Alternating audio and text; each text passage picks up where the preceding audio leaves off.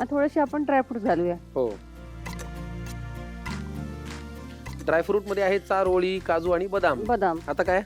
आणि हे थोडीशी जायफळ, जास्त हो. नको, वास येईल. पुढची कृती काय आता? हे घट्ट झालं की याला थंड करायचं.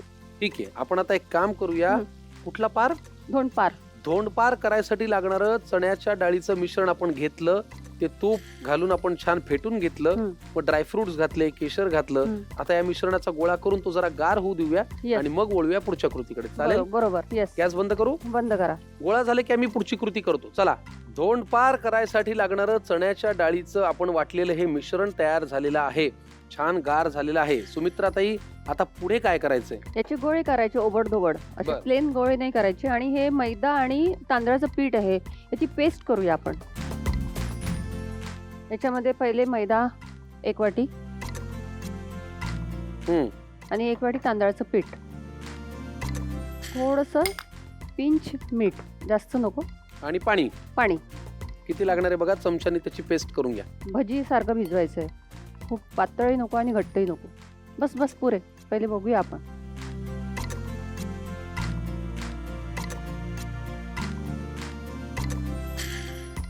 साठा तयार करतो ना आपण, हो, त्याप्रमाणेच करायचं. बॅटर बॅटर बॅटर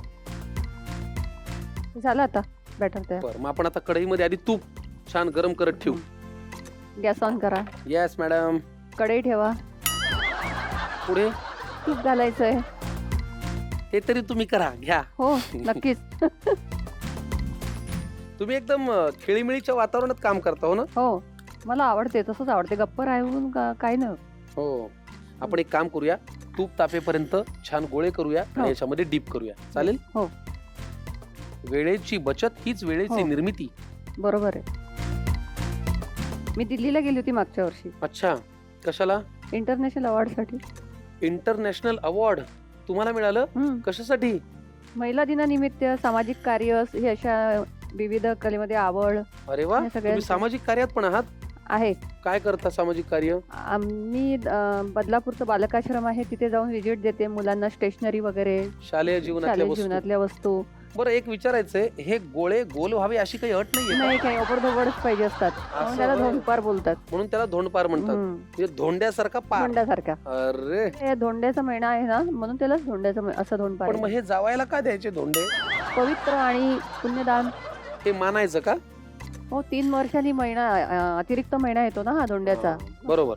बरं, आता हे तूप तापलंय बरं का छान. होय होय. आपण तळून घेऊया. यात बुडवायचं. हो, चम्मचनी जरा घोळवायचं. हो. घ्या. धोंडपार मी पहिल्यांदा खाणार आहे, माझ्यासमोर पहिल्यांदा होणार आहे.